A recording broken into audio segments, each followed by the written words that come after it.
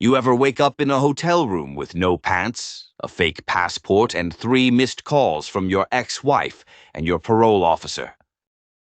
Yeah? Then you need alibi shades. Courtrooms, backdoor meeting, or the back of a police car. Developed by the same guys who invented selective memory, these shades are designed to block flashbangs, questions, eye contact with snitches, the crushing weight of moral responsibility. Alibi shades. I ain't seen nothing, officer, just the sunrise and my manicure. Alibi shades in interrogation black, snitch-proof smoke, and witness protection chrome. Alibi shades for when you gotta look the DA dead in the face and say, never met the guy. Available at Lou Carboni's Pawn and Optometry, under Bambi's mattress and select glove compartments in Newark.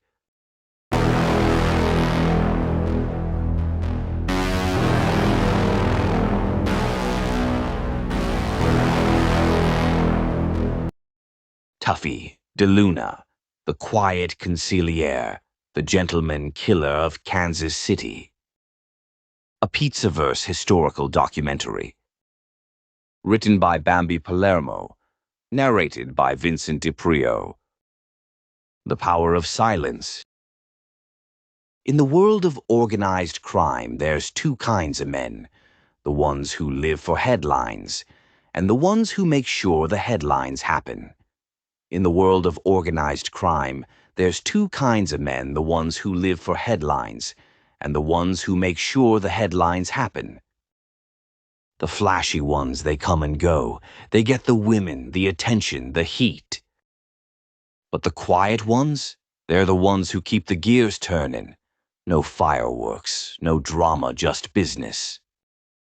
And that's where Carl Angelo Tuffy DeLuna comes in. Born 1927, Kansas City, Missouri, a town that ran on jazz, gambling, and political corruption.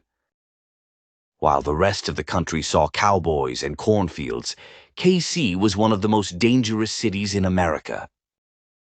It was Chicago's shadow, a midway hub where cash, liquor, and blood all flowed south to the desert. And in the middle of it all was one man, soft-spoken, calculating, loyal, who held the Midwest underworld together like a heartbeat. They called him Tuffy, but if you asked around, they'd tell you he wasn't tough 'cause he fought. He was tough 'cause he never had to. Kansas City roots. Carl Tuffy DeLuna grew up in an Italian-American enclave on the north side of Kansas City where respect was currency and silence was survival. His family wasn't rich, but they were connected. His uncles worked for outfits tied to the Civella brothers, Nick and Carl, who were building a power base under Chicago's blessing. By the time Tuffy was a teenager, he was already running errands for the wise guys, collecting numbers, delivering envelopes, learning the rhythm of the street. He didn't drink. He didn't brag. He learned early that discipline was worth more than muscle. One local said, you could sit next to Tuffy all night and he'd barely say 10 words, but if he did talk, you listened. That's how men like him survive decades while others die young. The Civella connection. In the 1950s, Nick Civella rose to power as the head of the Kansas City outfit, quiet, methodical, a boss in the shadows. And right by his side was Tuffy DeLuna, the Consigliere, the confidant, the man who kept order when tempers ran hot. See, in most cities, the Consigliere was symbolic, but in Kansas City, he was the brain. While others swung bats and settled beefs, Tuffy was balancing the books, running Teamster fronts and making sure Chicago got their cut. When the Chicago outfit needed something handled in KC, they didn't call Nick, they called Tuffy. He had the trust of the bosses and the silence of a grave.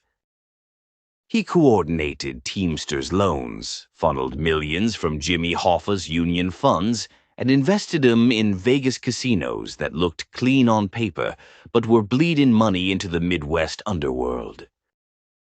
The Skim, Vegas, the Golden Goose. By the 60s and 70s, every mob family wanted a piece of that glittering desert. And behind the lights, behind the showgirls and the roulette wheels, was an invisible system, the Skim. A few percent off the top of the casino's daily take, skimmed before taxes, before reports shipped in envelopes and suitcases back to mob families across the country. And who handled the Midwest pipeline? Tuffy. He organized couriers from Vegas to Kansas City, making sure the Civellas got their slice, then funneled it up to Chicago. Some weeks it was 50 grand, other weeks it was 200. Clean money, dirty roots. Tuffy made sure every penny got home without a single fingerprint. He didn't gamble, didn't brag about the operation. He saw Vegas not as a party, but a machine. And he was the one oiling the gears. The Bug, 1978. The FBI's been trying to nail the Kansas City mob for decades, but they could never catch 'em talking. Then one day they got lucky, a federal warrant, a hidden mic, and an unsuspecting old man's house. They planted a bug in Tuffy DeLuna's dining room. And boy, did that mic sing. For months, the Bureau recorded conversations between Tuffy, Nick Civella, and other mob figures, talking about Vegas, the Teamsters, payoffs, and bosses from across the Midwest. Chicago, Cleveland, Milwaukee, even the guys out in Omaha all got mentioned. One FBI agent later said, "It was like finding the minutes of a national crime meeting." The straw man investigation that followed became the single most devastating federal case against the American Mafia since the Appalachian Raid. It was the Rosetta Stone of organized crime, all thanks to one wiretap in Tuffy's house. The trial that shook the Midwest. By 1981, indictments dropped like dominoes. Nick Civella, Tuffy DeLuna, Carl Civella, and several others faced federal charges for skimming millions from Las Vegas casinos. The government had the tapes, the couriers, the cash trails, everything. At trial, prosecutors played hours of those recordings. Tuffy sat there in his suit, calm as a saint. He didn't blink, didn't break, didn't bargain. He listened to his own voice on tape, talking about skim percentages, casino managers, and union connections, and still, he gave 'em nothing. He was convicted in 1983 and sentenced to 15 years in federal prison. But here's the thing, he never flipped, not once. Even with the FBI breathing down his neck, even with the bosses falling around him, he kept the code. Inside time, prison wasn't easy, but for Tuffy it was simple. He kept his head down, stayed polite, and earned the guards' respect. He read history books, taught some of the younger inmates how to stay quiet instead of getting loud. He'd say things like, "Talking don't fix nothing. Thinking does." When word came down that Nick Civella died of cancer in '83, it hit Tuffy hard. That was his brother in arms, his mentor. But he didn't cry. He didn't break. He just nodded and said, "That's life. That's the life we chose." The fade. Tuffy DeLuna got out in the late '90s, older, slower, but still sharp. He went back home to Kansas City, kept a low profile. No interviews, no tell-all books, no YouTube channels. Just Sunday dinners, short drives, and quiet coffee shops where the waitresses called him Mr. D. When reporters tried to find him, they'd hear the same line. "He don't talk about the old days." And that's what separated him from the new breed he had old days. He just knew better than to sell 'em. The end of the line. Carl Tuffy DeLuna passed away in 2008 at 80 years old. His obituary was small, no mention of the mob, no dramatic headlines. But those who knew the streets, they knew exactly who they'd lost.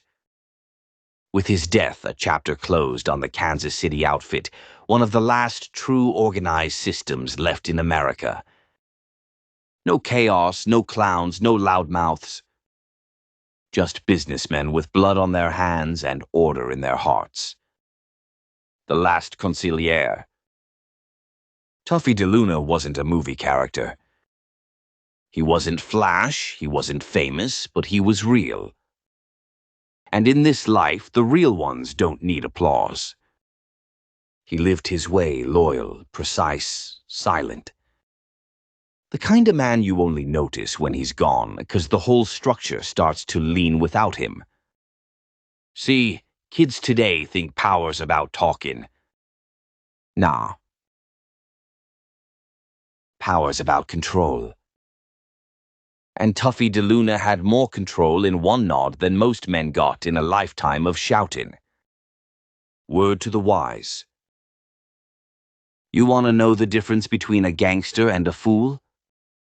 A fool wants attention. A gangster wants results. Tuffy DeLuna wasn't the loudest man in the room. He was the reason everyone else shut up. He reminds us that real strength ain't in what you say, it's in what you don't gotta say twice. And in a world full of noise, the quiet ones still run the room. This has been a Pizzaverse Studios historical documentary. Written by Bambi Palermo, narrated by Vincent DePrio. If you love the truth, the legacy, and the code that built the underworld, hit that subscribe button, 'cause we ain't done digging yet. Because around here, kid, we don't rewrite history, we excavate it.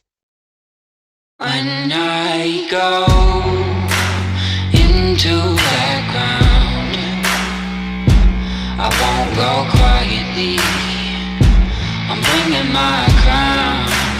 When I go into that ground, oh, they gotta bury me face down. From the rubble,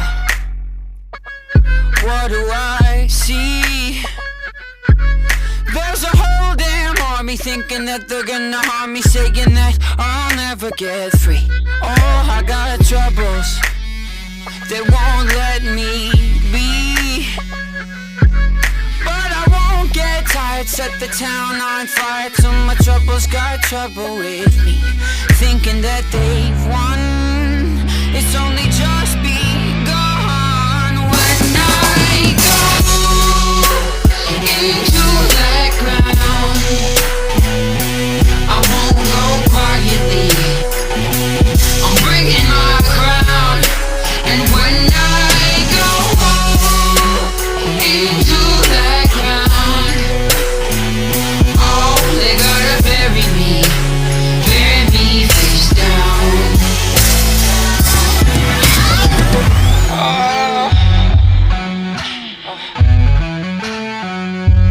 I've been on the run since I was a boy,